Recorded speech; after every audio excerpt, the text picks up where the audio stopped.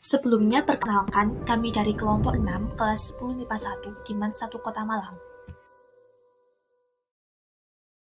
Di dalam kelompok 6 ini terdapat 5 anggota, di antaranya Davino Alfatan Permana, Imelda Novela Rafida, Muhammad Irsa Dia Ulhak, Putri Aulia Effendi, dan Zakia Hairisma Mutia. Pada subbab A ini, kita akan membahas mengenai ancaman terhadap integrasi nasional.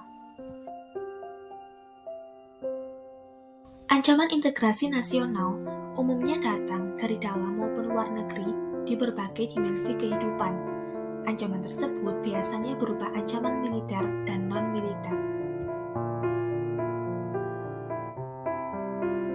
Untuk ancaman militer sendiri dibagi menjadi dua bagian. Yang pertama terdapat ancaman militer di dalam negeri. Ancaman militer dalam negeri salah satunya dapat melalui gerakan separatisme yang didasarkan pada sentimen kesukuan atau pemberontakan akibat ketidakpuasan daerah terhadap kebijakan pemerintah pusat. Selanjutnya kita akan membahas tentang ancaman di bidang militer luar negeri. Terdapat beberapa contoh dari ancaman militer luar negeri, di antaranya adalah sabotase, spionase, aksi teror bersenjata, pelanggaran wilayah, dan invasi. Selanjutnya terdapat ancaman di bidang non-militer. Apakah yang dimaksud dengan ancaman di bidang non-militer itu? Jadi, secara umum, ancaman non-militer merupakan ancaman yang tidak menggunakan faktor-faktor militer, namun apabila dibiarkan akan membahayakan kedaulatan negara, keutuhan wilayah negara, dan keselamatan segenap bangsa Indonesia. Karakteristik ancaman non-militer sendiri sangatlah berbeda dengan ancaman militer. Ia tidak memiliki sifat fisik, serta bentuknya tidak terlihat seperti ancaman militer, karena ancaman ini berdimensi ideologi, politik, ekonomi, sosial budaya, teknologi, informasi, serta keselamatan umum. Hal ini biasa kita sebut dengan Ipolexos Budhanka. Ancaman di bidang kehidupan yang pertama adalah ancaman di bidang ideologi. Ancaman ini memungkinkan memengaruhi pemikiran dan pandangan masyarakat terhadap ideologi bangsa Indonesia, yang apabila dibiarkan, maka akan beresiko terjadi disintegrasi nasional. Yang kedua, ada ancaman di bidang politik. Ancaman di bidang politik dapat muncul dari dalam maupun luar negeri. Ancaman politik dalam negeri biasanya berupa pengerahan massa untuk menurunkan pemerintahan yang berkuasa.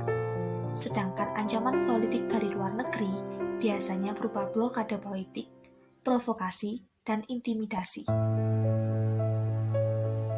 Yang ketiga adalah ancaman di bidang ekonomi. Arus globalisasi memengaruhi pola konsumsi masyarakat. Kondisi ini diperparah dengan adanya perdagangan bebas yang memudahkan investor asing untuk menanamkan modal di suatu negara. Jika kondisi tersebut dibiarkan, dikhawatirkan dapat menjajah perekonomian negara kita, yaitu Indonesia.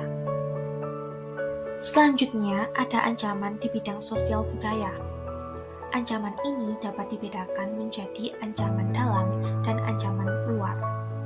Contoh ancaman dari dalam misalnya adalah timbulnya isu-isu kemiskinan dan kebodohan yang menyebabkan permasalahan berupa premanisme dan separatisme.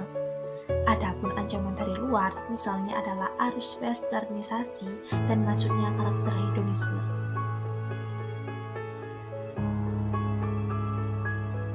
Terakhir, terdapat ancaman di bidang pertahanan dan keamanan.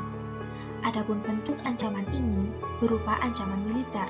Contohnya adalah agresi, pelanggaran wilayah, juga sabotase. Selanjutnya, kita akan membahas mengenai peran serta masyarakat untuk mengatasi berbagai ancaman dalam membangun integrasi nasional. Peran serta akan timbul jika kita memiliki sebuah kesadaran Kesadaran sendiri dapat diartikan sebagai sikap yang tumbuh dari kemauan diri yang dilandasi oleh hati ikhlas tanpa adanya tekanan dari luar untuk bertindak, dalam upaya mewujudkan kebaikan yang berguna untuk diri sendiri dan lingkungannya. Berikut adalah contoh peran serta masyarakat untuk mengatasi berbagai ancaman. Yang pertama, tidak membeda-bedakan keberagaman. Yang kedua, menjalankan ibadah sesuai dengan agama yang dianutnya. Yang ketiga, membangun kesadaran akan pentingnya integrasi nasional.